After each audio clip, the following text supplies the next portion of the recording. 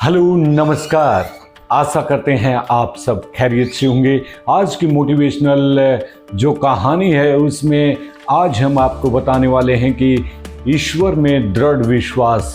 जी हाँ, एक बच्चे की कहानी आपको हम सुनाते हैं। बने रहिए, पूरी कहानी सुनकर ही हमारे चैनल को छोड़िएगा। अगर आपने सब्सक्राइब नहीं किया है तो सब्सक्राइब जरूर करें।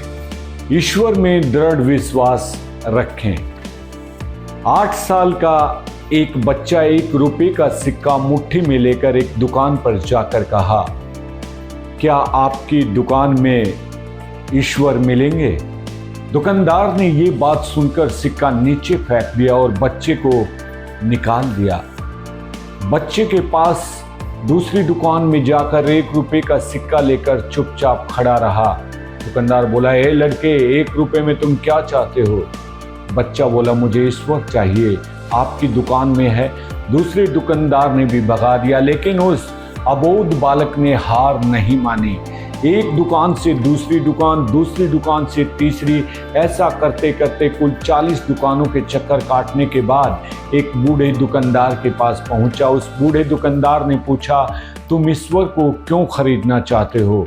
क्या करोगे ईश्वर लेकर? पहली बार एक दुकानदार के मुंह से ये प्रश्न सुनकर बच्चे के चेहरे पर आशा की किरणें लहराई। लगता है इसी दुकान पर ही ईश्वर मिलेंगे। बच्चे ने बड़े उत्साह से उत्तर दिया, इस दुनिया में माँ के अलावा मेरा और कोई नहीं है। मेरी माँ दिन भर काम करके मेरे लिए खाना लाती है। मेरी माँ अब अस्पताल में है। अगर मेरी माँ मर गई तो मुझे कौन खिलाएगा? डॉक्टर ने कहा है कि अब सिर्फ ईश्वर ही तुम्हारी माँ को बचा सकते हैं। क्या आपके दुकान में ईश्वर मिलेंगे? हाँ मिलेंगे। कितने पैसे हैं तुम्हारे पास? सिर्फ 1 रुपये। कोई दिक्कत नहीं है, 1 रुपये में ही ईश्वर मिल सकते हैं। दुकानदार ने बच्चे के हाथ से 1 रुपये को लेकर उसने पाया कि 1 रुपये में 1 गिलास पानी के अलावा बेचने के लिए और कुछ भी नहीं है। इसलिए उस बच्चे को फिल्टर से 1 गिलास पानी भरकर दिया और कहा, यह पानी पिलाने से ही तुम्हारी माँ ठीक हो जाएगी। अगले दिन कुछ मेडिकल स्पेशलिस्ट उस अस्पताल में गए। बच्चे की माँ का ऑपरेशन हुआ और बहुत जल्द ही वह स्वस्थ हो उठी। डिस्चार्ज के कागज पर अस्पताल का बिल देखकर उस महिला के होश उड़ गए। डॉक्टर ने उन्हें आश्वासन देकर कहा, टेंशन की कोई बात नहीं है, एक वृद्ध सज्जन ने आपके सारे बिल चुका दिए हैं, साथ में एक चिट्ठी भी दी है। महिला चिट्ठी खोलकर पढ़ने लगी। उसमें लिखा था, मुझे धन्यवाद देने की कोई आवश्यकता नहीं है, आपको तो स्वयं ईश्वर ने ही बचाया है, मैं तो सिर्फ एक जरिया हूँ।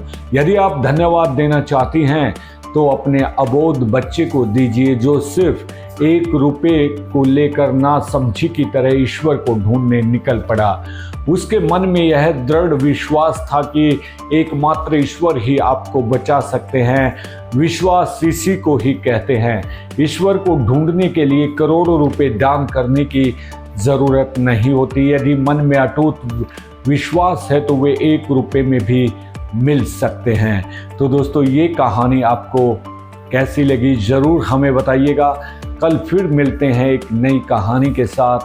तब तक आप अपना ख्याल रखिए, सुरक्षित रहिए। अब मुझे दीजिए इजाज़त। नमस्कार।